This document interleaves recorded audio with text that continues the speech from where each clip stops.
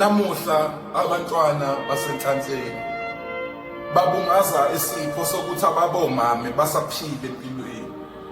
Kuhle kakhulu mase bechaza kabanzi izingxoxo ngonina ngezithombe namagama. Nkosi yami bezama ukulinganisa inani elingelinganiso lothando abanalo ngabo.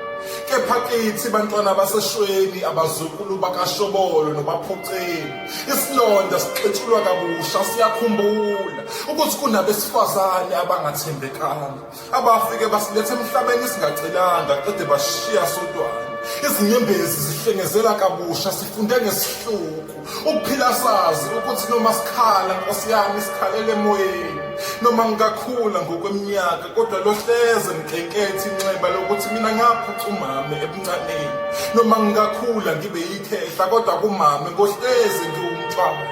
Ngakho-ke mayisaphila owakho mhloniphe umthandi, ngoba usasenhlanhleni yokuba nesifuba okhalela kusona maze kunethe empilweni.